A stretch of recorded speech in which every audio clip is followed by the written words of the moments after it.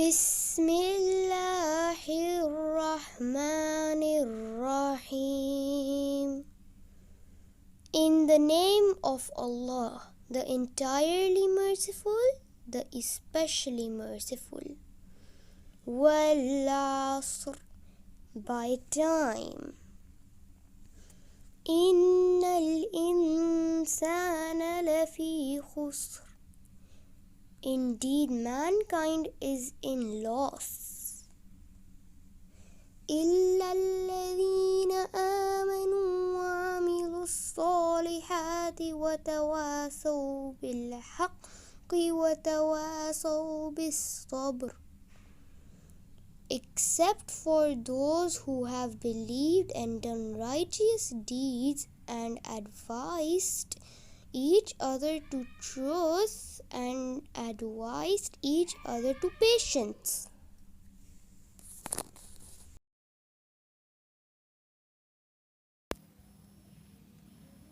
اللہ کے نام سے جو نہایت مہربان اور رحم فرمانے والا ہے۔ زمانے کی قسم، انسان گھاٹے میں ہے سوائے ان کے جو ایمان لائے اور جنہوں نے اچھے عمل کیے اور حق کی تاکید اور صبر کی تاکید کی۔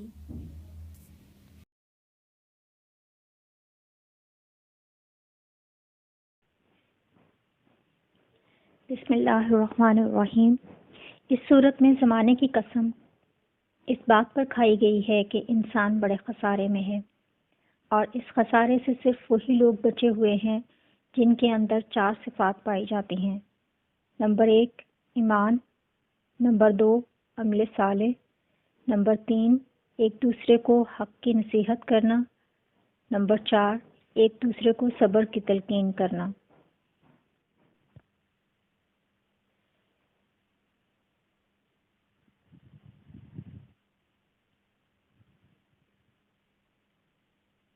ایمان سے مراد اللہ کو ایک ماننا، محض اس کے وجود کو ماننا نہیں، بلکہ اسے اس حیثیت سے ماننا کہ وہی ایک خدا ہے، خدائی میں کوئی اس کا شریک نہیں، وہی اس کا مستحق ہے کہ انسان اس کی عبادت، بندگی اور اطاعت بجا لائے، وہی قسمتیں بنانے اور بگاڑنے والا ہے، بندے کو اسی سے دعا مانگنی چاہیے اور اسی پر توکل کرنا چاہیے، وہی حکم دینے اور منع کرنے والا ہے، بندے کا فرض ہے کہ اس کے حکم کی اطاعت کرے اور جس چیز سے اس نے منع کیا ہے اس سے رک جائے، وہ سب کچھ دیکھنے اور سننے والا ہے، اس سے انسان کا کوئی فعل تو درکنار، وہ مقصد اور نیت بھی مخفی نہیں ہے جس کے ساتھ اس نے کوئی عمل کیا۔ نمبر 2 رسول کو ماننا، اس حیثیت سے کہ وہ اللہ تعالیٰ کا مامور کیا ہوا ہادی اور رہنما ہے، اور جس چیز کی تعلیم بھی اس نے دی ہے وہ اللہ تعالیٰ کی طرف سے ہے، برحق ہے اور واجب التسلیم ہے۔ اسی ایمان بالرسالت میں ملائکہ، انبیاء، کتب الہیہ پر اور خود قرآن پر بھی ایمان لانا شامل ہے، کیونکہ یہ ان تعلیمات میں سے ہے جو اللہ تعالیٰ کے رسول نے دی ہیں۔ نمبر 3 آخرت کو ماننا، اس حیثیت سے کہ انسان کی موجودہ زندگی پہلی اور آخری زندگی نہیں ہے، بلکہ مرنے کے بعد انسان کو دوبارہ زندہ ہو کر اٹھنا ہے، اپنے ان اعمال کا جو اس نے دنیا کی زندگی میں کیے ہیں خدا کو حساب دینا ہے، اور اس محاسبے میں جو لوگ نیک قرار پائیں انہیں اجر اور جو بد قرار پائیں ان کو سزا ملنی ہے۔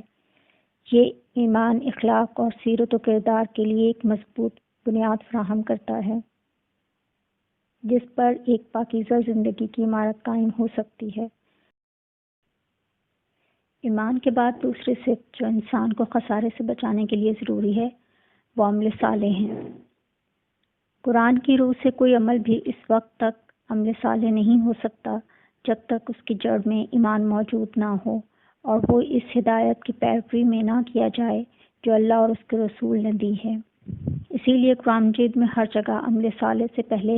ایمان کا ذکر کیا گیا ہے، اور اس صورت میں بھی اس کا ذکر ایمان کے بعد ہی آیا ہے۔ کسی ایک جگہ بھی قرآن میں ایمان کے بغیر کسی عمل کو صالح نہیں کہا گیا، اور نہ عمل بلا ایمان پر کسی اجر کی امید دلائی گئی ہے۔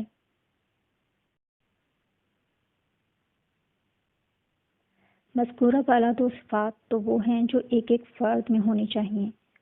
اس کے بعد یہ صورت دو مزید صفات بیان کرتی ہے جو خسارے سے بچنے کے لیے ضروری ہیں، اور وہ یہ ہیں کہ ایمان لانے اور عمل صالح کرنے والے لوگ ایک دوسرے کو حق کی نصیحت اور صبر کی تلقین کریں۔ اس کے معنی یہ ہیں کہ اول تو ایمان لانے اور نیک عمل کرنے والوں کو فرد فرد بن کر نہیں رہنا چاہیے، بلکہ ان کے اجتماع سے ایک مومن و صالح معاشرہ وجود میں آنا چاہیے۔ دوسرا، اس معاشرے کے ہر فرد کو اپنی یہ ذمہ داری محسوس کرنی چاہیے کہ وہ معاشرے کو بگڑنے نہ دے، اس لیے اس کے تمام افراد پر یہ فرض عائد ہوتا ہے کہ وہ ایک دوسرے کو حق اور صبر کی تلقین کریں۔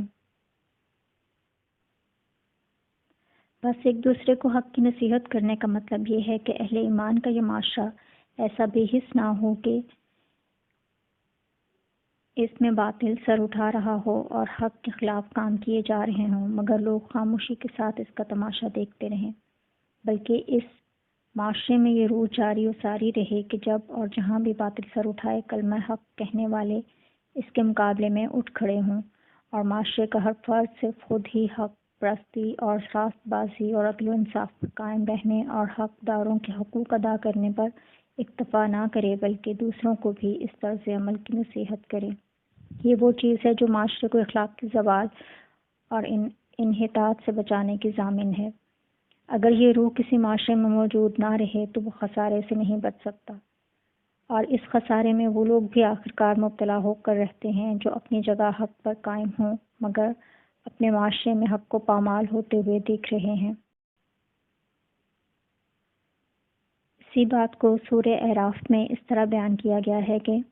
بنی اسرائیل نے جب کھلم کھلا سب کے احکام کی خلاف ورزی کر کے مچھلیاں پکڑنی شروع کر دیں تو ان پر عذاب نازل کر دیا گیا، اور اس عذاب سے صرف وہی لوگ بچائے گئے جو اس گناہ سے روکنے کی کوشش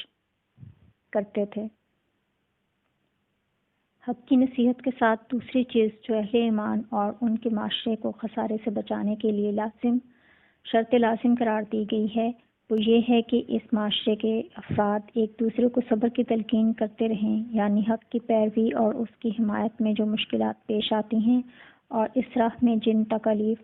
جن مشقتوں سے، جن مصائب سے اور جن نقصانات اور محرومیوں سے انسان کو سابقہ پیش آتا ہے، ان کے مقابلے میں وہ ایک دوسرے کو ثابت قدم رہنے کی تلقین کرتے رہیں۔ ان کا ہر فرد دوسرے کی ہمت بندھاتا رہے کہ وہ ان حالات کو صبر کے ساتھ برداشت کرے۔